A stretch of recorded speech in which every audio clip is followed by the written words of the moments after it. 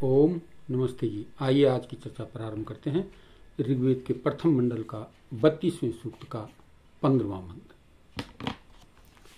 ओम इंद्रो यातो वसितस्य राजा समस्य च श्रृंगिणो वज्रबाहु सेदु राजा क्षयन्ति चर्षणीनां रान्नं नेमि परिता बभूव।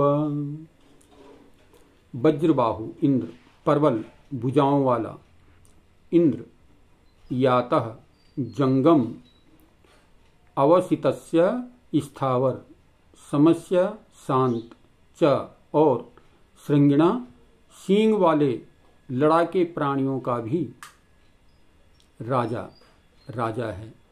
स इत उ निश्चित वही, चर्षणी नाम सब मनुष्यों पर अक्षयति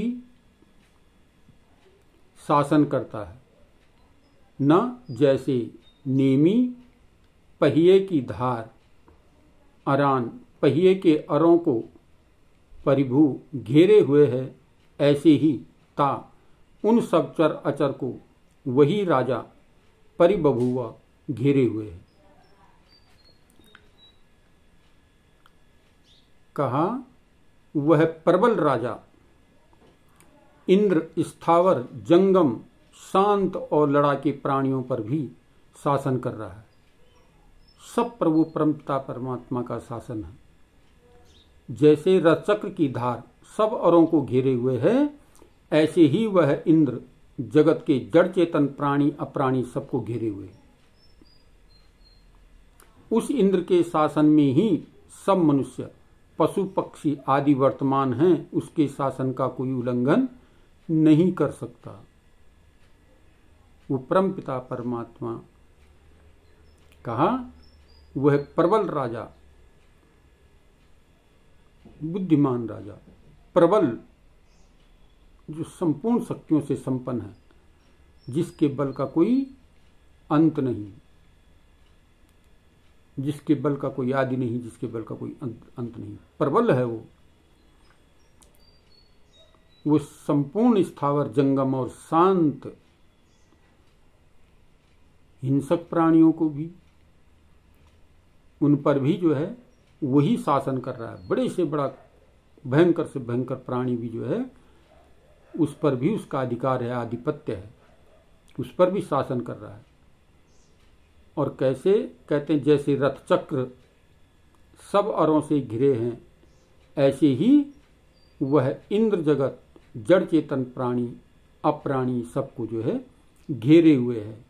ये सब उसी के अंदर बंधे पड़े हैं।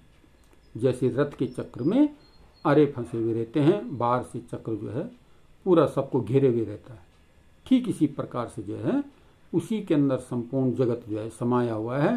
वह परम पिता परमात्मा समस्त भूमंडल का मालिक है। उसके शासन में ही सब मनुष्य पशु पक्षी आदि वर्तमान हैं। उसकी लीला को समझो, उसकी कर्मों को जानो, और उसके आशासन का कोई भी उल्लंघन नहीं कर सकता। मनुष्य के बनाए हुए नियमों को कोई भी तोड़ सकता है, स्वयं तोड़ देता है। मनुष्य खुद बनाता है और खुद ही तोड़ देता है, लेकिन परमात्मा के बनाए हुए नियम को कोई तोड़ नहीं सकता, उसको टाल नहीं सकता, कोई सूर्य को रोक नहीं सकता। एक पल के लिए भी उसको जो है रोक नहीं सकता, खड़ा नहीं कर सकता।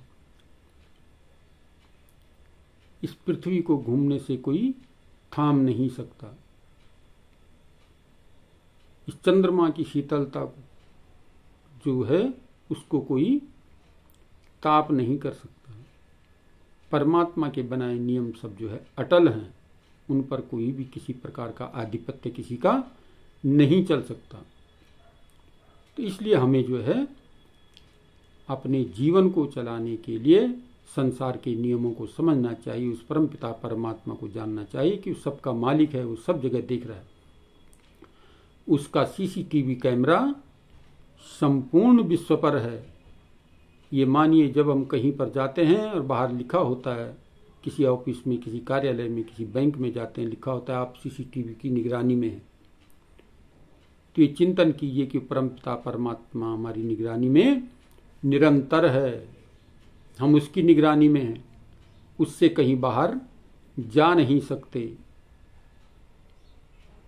तो हमें जो है अपने जीवन को उन्नतमय बनाने के लिए उस परमपिता परमात्मा को अपने निकट आसपास समझते हुए अपने जीवन को ठीक ठीक प्रकार से चलाने का प्रयत्न करना चाहिए, वेद के मार्ग पर चलाने का प्रयत्न करना चाहिए, क्योंकि वेद निर्भ्रांत हैं, परमात्मा की वाणी है, इसमें कहीं किसी प्रकार का कोई मिलावट नहीं है, कहीं किसी प्रकार का कोई घोटाला नहीं है। इसको जो है ठीक प्रकार से जो समझ लेता है, जान लेता है, इसमें तो मनुष्य के जीने की औषधि भरी पड़ी है।